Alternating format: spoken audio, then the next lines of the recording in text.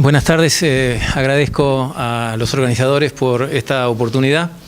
A mí me han pedido que presente sobre lo que es el financiamiento del mercado de tierras, tanto para la propia compra de tierras como para el capital de trabajo relacionado con la tierra.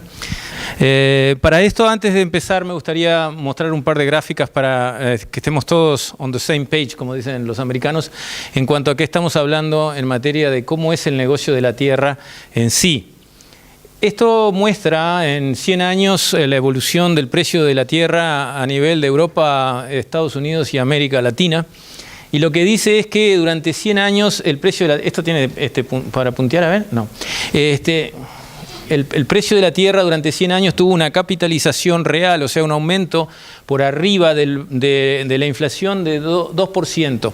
O sea, la tendencia durante 100 años es que la tierra compensó las inflaciones que se vivieron y aumentó arriba de la inflación 2%. En periodos, como ustedes conocen, en que el precio de las commodities venía cayendo en términos reales durante todo el siglo. Durante todo el siglo XX las commodities cayeron en términos reales, la tierra subió 2%.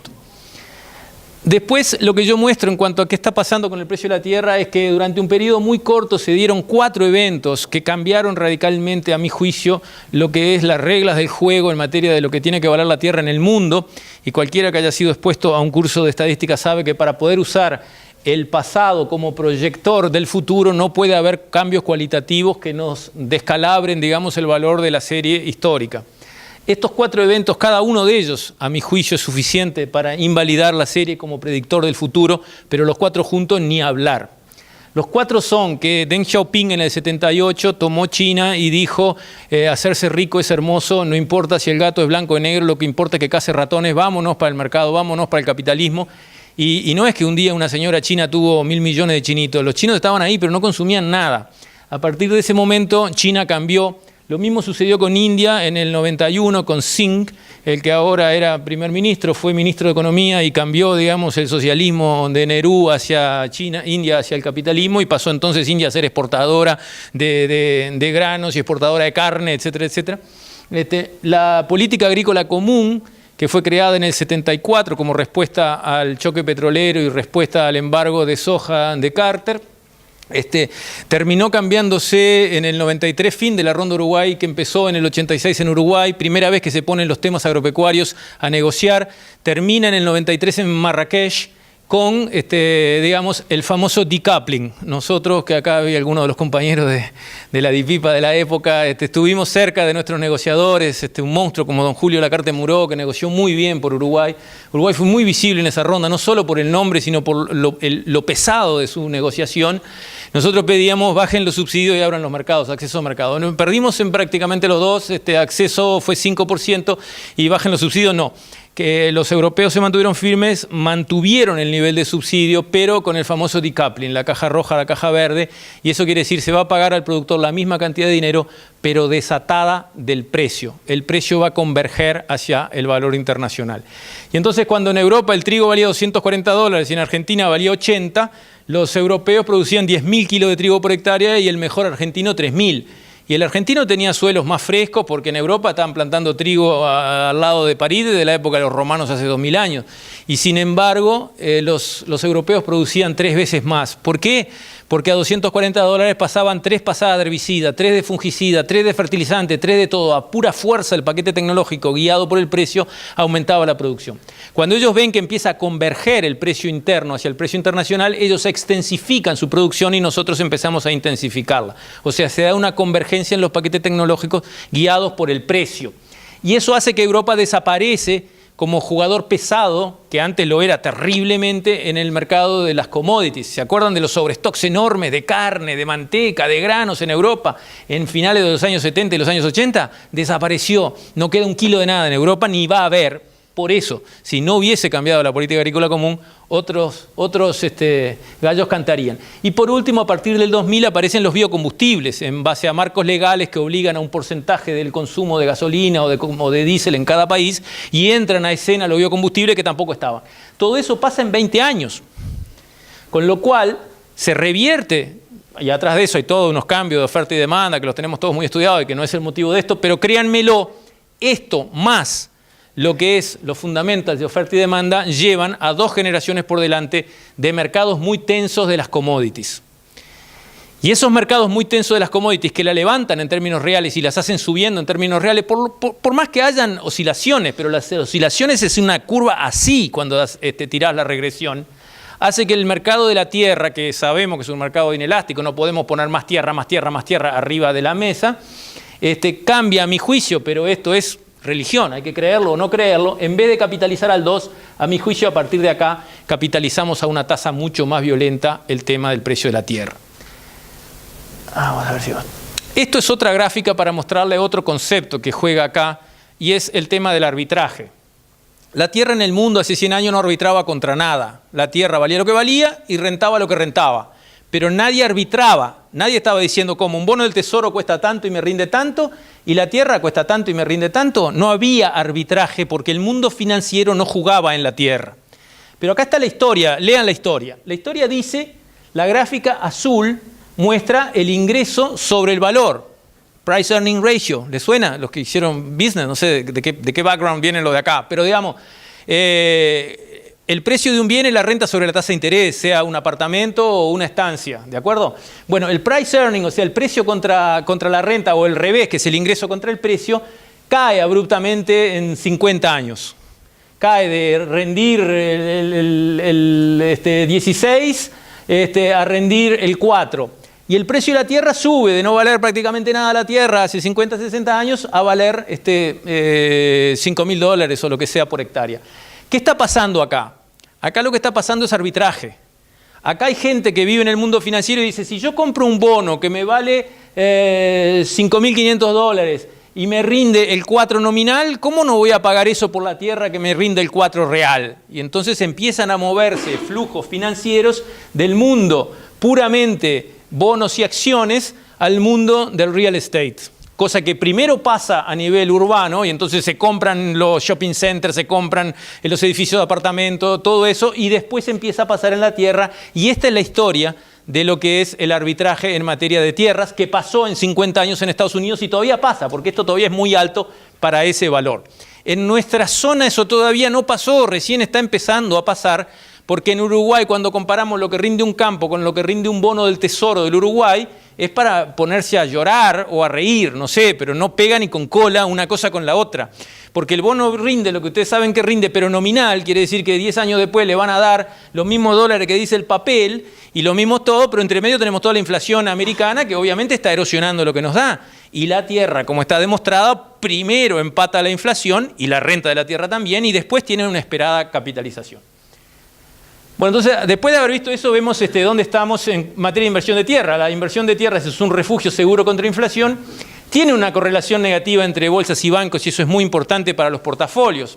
Berkowitz creó el concepto de portafolio, profesor de la Universidad de Chicago, donde yo tuve el honor de ir. Y lo que decía Berkowitz cuando hablaba de portafolio era, cada cual tiene que fijar la tasa de retorno objetiva que quiere. Y no hay una buena o una mala. Yo quiero el 2, el otro quiere el 6, yo quiero el 1, a mí me alcanza con el 0,5.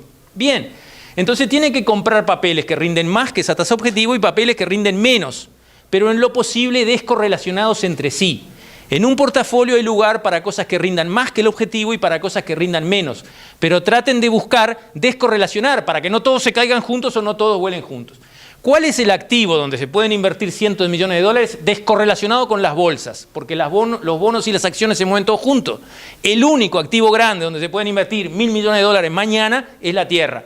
Por lo tanto, en todo portafolio, no importa si uno busca el 7% o el 1%, en todo portafolio hay lugar para un porcentaje de tierra como tal, como asset class. ¿Tá? ¿Por qué? Por eso, nada más que por la correlación negativa que la necesito en un portafolio profesionalmente hecho, lean Berkowitz. Bueno, larga historia de capitalización, los que les conté a la carrera, y los fundamentos de oferta y demanda de commodities muestran un mercado muy tenso por 2 generaciones, no más. Porque la población mundial empezó con 250 millones en la época de hace 2000 años, después en la época de Marx éramos los primeros 1.000 millones, hoy estamos pegando en el palo a 7.000, nos vamos para 9 o 10.000 en el 2050-2060, pero nos vamos a 3 o 4.000 en el 2150. El planeta se vuelve mucho más verde. Ahí van a quedar produciendo los productores más eficientes con los precios y los costos más bajos. Pero de acá al 2050, 2060, o sea, 2 generaciones adelante nuestro, ahí sí. Ahí al planeta hay que mandarle la orden de que produzca 50% más que lo que consiguió producir en toda su historia. Y esa orden solamente puede pasar a través de precios. El plan quinquenal de la URSS, Planten, se demostró que no sirve. No sirve la orden, no sirve el plan, no sirve la medida de política. Lo que consigue que un terreno marginal produzca, que un terreno núcleo produzca más, es precio. Con el precio se consigue, sin precio no se consigue. La única manera en que este planeta va a llegar a darle de comer a 10.000 personas de acá a 50, 40 años es con altos precios. Por lo tanto, las commodities tienen una perspectiva así, de curva bien vertical para los próximos 30, 40, 50 años. A partir de ahí, los que queden en el sector tienen que ser muy buenos, trabajando en los mejores suelos, porque la cosa se va a volver mucho más ajustada. Dentro de la inversión en tierra, otra cosa cierta es la baja liquidez. Obviamente, uno tiene mucho menos liquidez en una inversión en tierra que lo que uno tiene en una inversión en bonos o en acciones, donde la capacidad, la facilidad de la transacción para entrar y salir del mercado es mucho mayor. Tiene un bajo riesgo comparado con otras actividades productivas que se instalan sobre la tierra, y yo siempre insisto en que hay que diferenciar lo que es ser dueño de la tierra como negocio, es un negocio, o poner la soja, el ganado, el eucalipto o lo que sea arriba de la tierra. Son dos negocios completamente distintos. Distintos riesgos, distintos retornos, distintos plazos, todo es diferente entre esos dos negocios y se suelen confundir, ¿de acuerdo? Y sabemos, los que hayan sido expuestos a un curso de finanzas, que cuando uno habla de rentabilidad hay que ajustar por riesgo. No me digas que la soja te rinde el 15%, ajustámela contra el riesgo de plantar la soja, comparado contra ser dueño de la tierra y esperar. Son negocios distintos, riesgos distintos. Para comparar rentabilidades tienen que ajustar por riesgo, y eso se sabe hacer. Hay técnicas para corregir por riesgo una evaluación de rentabilidad. Ahora entramos al cuerpo del asunto, el financiamiento para compra de tierras. En el Uruguay no existen, yo nunca conocí, nunca vi, sí en el exterior, pero no en el Uruguay, líneas de tipo bullet repayment. Quiere decir que tú tomás el crédito hoy, no pagas nada hasta que pagas todo junto al final, o pagas solo parte o todos los intereses. Eso no existe, se llama bullet repayment. IFC del Banco Mundial, IIC del BID tienen ese tipo de instrumento financiero que se adapta bien al negocio de ser dueño de la tierra. Yo soy dueño de la tierra, la compro hoy. ¿Cuál es el principal negocio? Esperar para que el precio suba. Ese es el principal negocio de ser dueño de la tierra, y con eso tengo capacidad de repago. Después recibo lo que me da el arrendamiento o lo que me da mi producción. Sí, ese es otro tema, es el cash on cash. Pero el principal negocio de ser dueño de la tierra, y eso tiene que aparecer en el apalancamiento, en cómo apalancarme, es que el tiempo me haga crecer el valor de mi inversión. Y con eso, el día que yo venda la tierra 30 años después, voy a poder pagar perfectamente a las risas el crédito. Pero eso no existe en Uruguay. En Uruguay no hay líneas de crédito bullet repayment. Se hizo alguna línea de crédito en el pasado para agrónomos y para veterinarios a 10 años de plazo, que empezaba a amortizar rápidamente, y que cuando uno entiende cómo es el negocio de la tierra, bueno, puede servir marginalmente para alguien que ya tenga el grueso del dinero para comprar y necesite una punta, se apalanca en el 10-20%, sí, ahí está todo bien. Pero comprar un campo en base a eso es imposible, porque no da, digamos, lo que es el cash on cash que genera la tierra para repagar intereses más amortizaciones en un plazo corto como son 10 años. No existen en Uruguay líneas a largo plazo, 20 o 30 años, como hay en otros países como Australia, y eso es porque en Uruguay no tenemos fondeo largo. Venimos de una historia de tanta inestabilidad económica, caídas de bancos, crisis espantosas cada 10 años, como ya lo vimos en el 60 y pico, en el 82, en el 2002. Nadie fondea a 20 o 30 años, y cuando el intermediario financiero no tiene plata larga, no puede dar plata larga porque en la jerga se dice se descalzaría. ¿Ya? Y ya ven lo que le pasó al banco hipotecario, que lo quiso hacer, ¿no? Tomaba plata 6 meses y la prestaba 25 años y perdió 1000 palos así al empezar a hablar. Bueno, las tasas de interés en los créditos en Uruguay son altísimas en una comparación internacional. Eso para un negocio como el tema de la tierra es devastador. Eso tiene bastantes explicaciones. ¿Por qué pasa? Es un tema que lo vamos a conversar ahora un poco después. Pero realmente la plata en Uruguay cuesta muy caro, ¿tá? Y para un negocio que lo que hace es ser rentable por aumentar de valor, pero no en la generación de liquidez año a año, el hecho de que la tasa de interés sea tan alta prácticamente descalifica la posibilidad de apalancarse. Por último, como decíamos, plazos cortos, tasas altas, es muy difícil apalancarse en la compra de tierras. Nosotros creamos un fondo de tierras que se cotizó en la Bolsa de Valores del Uruguay el año pasado, que consistía en levantar dinero en la bolsa para comprar y arrendar tierras. El plazo es entre 10 y 14 años. la tasa interna de retorno es del orden del 7% y el cash on cash, o sea, lo que se da de liquidez año con año, es del orden del 3%. Este es un instrumento bien bueno para aquel que tiene un horizonte largo de inversión, para aquel que pone el dinero hoy, sabe que no lo va a necesitar, y tiene el dinero bien colocado, sabe que va a estar protegido contra la inflación, sabe que los activos están ahí, no tiene riesgo financiero porque no se apalanca, todo capital. Y cuando uno compara esto contra una tasa de un bono del Tesoro, por ejemplo, es paliza. Esto le gana con la fusta bajo el brazo a un bono del Tesoro uruguayo, porque esto es una inversión uruguaya, o sea que hay que comparar contra el bono del país. A un bono americano le gana aún ajustando por riesgo, pero a un bono uruguayo donde no hay que ajustar con riesgo porque es el riesgo Uruguay igual, creo que esto es largamente mejor que... Pero recién están empezando estas figuras, creo que con el tiempo se van a desarrollar más. Necesitamos que nuestro mercado de capitales sea más activo y consiga, digamos, ofrecer este tipo de productos y que a su vez aquellos que tienen ahorros, que en Uruguay hay mucha gente que tiene ahorros, empiece a adaptarse, a entender y a interesarse en instrumentos como este, que podrá haber otros diseños, pero este es uno que está ejecutándose ahora. En cuanto a capital de trabajo es distinto, allí es muy fluido, viene de varias fuentes, proveedores, bancos, agroindustrias, hay amortizable, línea revolving, pago a cosecha y el uso de tarjetas de crédito, todo lo que está escaso y limitado, el financiamiento de la tierra en sí, está defluido el tema del financiamiento del capital de trabajo en el agro, como digo, desde muy diversas fuentes que compiten entre sí. Pero encontramos incluso en la parte de capital de trabajo que el costo de la intermediación financiera es elevado, o sea, la diferencia entre las tasas pasivas pagadas y las tasas activas cobradas es enorme en el Uruguay, y eso es lo que hace que el crédito en Uruguay sea caro, y allí las razones son los altos costos del propio Uruguay. Cuando nosotros vemos que un portero de un banco cobra 3-4 veces lo que cobra una maestra, empezamos a entender por dónde vienen los costos del Uruguay. Pero es caro Uruguay en todo, es caro en sus impuestos, es caro en sus servicios, es caro en la relación salarial en cuanto a lo que es el precio contra la productividad, porque capaz que los alemanes cobran más que nosotros, pero también son más productivos que nosotros. Entonces el asunto es relacionar el costo salarial con la productividad. Hay una baja eficiencia judicial, tenemos un problema ahí, digamos, ejecutar los derechos cuesta mucho y se hace muy complicado en Uruguay, tarda mucho tiempo y el tiempo es plata. Si el sistema judicial fuese como en Estados Unidos, donde es así arrasador el impulso que el sistema judicial le da a un reclamo, obviamente sería más barato el crédito en Uruguay. Tenemos una historia de inestabilidad económica que no la podemos negar y eso cuesta en dinero.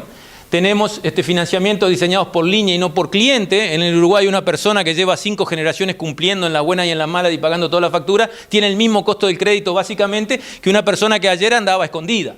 Y eso es así en el Uruguay de hoy. Y no tiene que ser así, porque en realidad los financiamientos deberían diseñarse por cliente y no por línea, y eso todavía no está funcionando. Y tiene relación con lo último, falta del uso profundo de la información financiera disponible. En Uruguay todos sabemos quién es quién y quién paga las cuentas y quién no. Sin embargo, no está claro de que el que paga las cuentas de hace 5 generaciones le cuesta el crédito 3%, que es lo que le debería cobrar, y el que nunca pagó y siempre se escapó, si consigue le paga el 12%, y si no, no consigue. Eso en Uruguay no funciona. La línea dice, esta plata es para tal cosa y cuesta tanto, y no importa quién sea quién. Eso está mal y con el tiempo va a ir cambiando porque es síntoma de un sistema financiero que tiene que ir madurando más. Y bueno, con eso por ahora sería todo. Muchas gracias. Muchas gracias.